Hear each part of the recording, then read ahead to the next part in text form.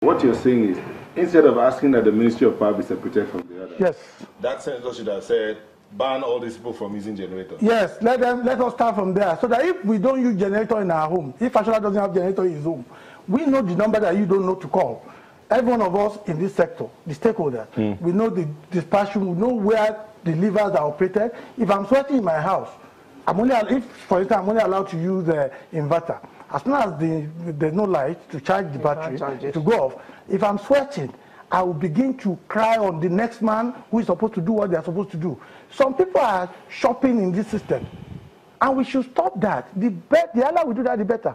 We know the truth, but we shy away from it. You can't buy a product for 68 naira, and then you'll be forced to sell for 31.58 kobo. But nobody's talking about that. Now, George, we've since been joined by consumer rights advocate, Mr. Deolo Ogunbanjo. Good morning. Good morning. Now, before we come to you, now he spoke about all these promises by government on which they have reneged. Have there been any efforts to sit down with government and discuss all these issues and remind them of their promises? Clearly there has been. What we should all take on board here is that following the privatization of the sector, it is the regulator that is at the center of operating and managing the various interests in the sector. That's NERC. NERC. The minister should generally be limited to policy, and then NERC should then look at how all the agreements signed play out. And there are several of these agreements. Now, as Sunday said, clearly, one of the planks upon which the privatization took place was that they were going to allow for cost-reflective tariffs. They were going to, the government was supposed to actually provide a subsidy. It was also agreed. They were also supposed to give minimum generation initially of 7,500 megawatts. It was reduced to 5,000 megawatts. But we generally never attained that. And so you will see that all those were the deliverables on their side. And it was on the strength of that that the assets were priced, paid for, and then KPIs set for the GENCOs and the DISCOs. But what we're now seeing is that there's an attempt to pressurize the DISCOs and hold them to their KPIs without giving them the instruments that would have made them achieve those KPIs. This is where the argument is. But understandably, I'm an incurable optimist. The privatization has taken place. It's thrown up all these issues, and I think we begin to need to address them holistically. It will please you to know that only a few days ago, the Association of GENCOs and the DISCOs met. You would have noticed perhaps in the last few weeks there have been a little bit of back and forth, the blame game. And we're all advising ourselves. This is not the time to throw the blame games. This is the time to look at a sector that affects every one of us. You are as strong as the weakest link in the value chain. So, and we sat and dispassionately looked at each other's concerns. The GENCOs articulated their concerns, one of which is the ability to get gas. They can't pay for gas. Now, gas is priced in dollars for whatever reason. And that cost is put through to the GENCOs, who then pass it through to the DISCOs. But the DISCOs cannot put it through to the customers. But for whatever the reason is, because the only way you can generate revenue in the value chain is when you collect from consumers. And as Sunday said, if you go to a market with a product that's 68 naira, but you are regulated and you can't collect more than 31, there is an instant shortfall. You have not added less than half. Yes. You have not even added your operational cost. And this is a wasting asset, because once electricity is produced, it's out there. And that's why that gap keeps growing every day. So it needs to be addressed. And it affects the entire value chain. Then secondly, they have the problem of their turbines sitting idle, because they call it load rejection by the DISCOs. But then when you say load rejection by the discos, you must look at how load is allocated. You know, when power is generated, it is wheeled through the transmission company. And because of the historical manner in which power has generally been allocated, they determine where the power goes, not even the discos.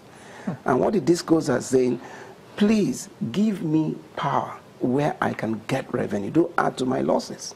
My obligation is to reduce my A, T, C, and Z losses.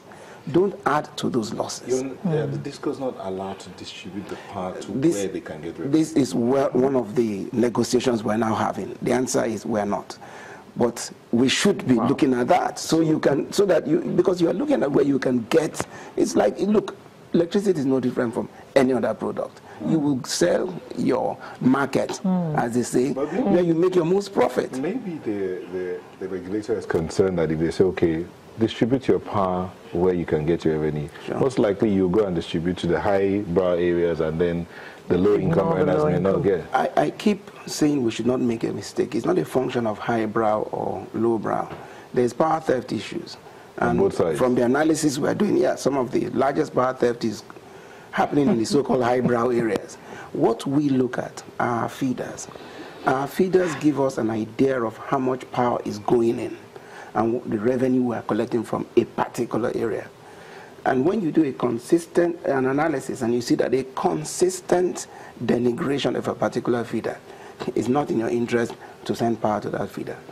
If you now go to another area. Power theft. Have you considered maybe upgrading your equipment so that power stealing becomes impossible? We don't hear of this anywhere else in the world, do we? No, there is power theft in several places, but you are right. What are we doing about upgrading our equipment? Yes, a combination of IT and we hope legislation and enforcement will help stem it. But you have to look at our peculiar situation. Electricity was given out as a social service. So the emphasis the emphasis on recovery wasn't really there. And that's actually what led us to where we were. That sector was hardly the service throughout so many regimes. So we were left with antiquated equipment, whether they are generation, transmission, or distribution equipment. Now, so they're so easily bypassed. The meters we're all talking about, we want to migrate to smart meters. But what we inherited prepaid meters, and anybody in the industry will tell you there are over 60 ways to bypass your regular prepaid meters. It's so easy. One of the easiest things to do. Look, I am in shock. Like what the prepaid meters could not be. No way. One of the areas we cover and all that, we did a highbrow area for good measure. And all that. Yeah, we did a survey because we all have our input meters, going into an area. That's why I said it's our feeders we look at. We noticed generally a 40% decrease or gap between what we send in and what we recover. So we worked with the association to say, can we go and change all your meters to these modern smart meters? We met huge resistance and all that. And we're still going back and forth. But finally, they've agreed to do it. But they too agreed with us. When we installed some of the new meters, there was an instant difference. And what happens with some of your prepaid meters, and people will scream and shout about estimated bills. When they were estimating people in those days, for example, I estimated you at 30,000 naira a month, it would have looked high when your neighbor with the meter was doing like 10 or 15. But I estimate you, and there's a method to estimate. It's not just, you just throw out numbers. But you know what's happening today?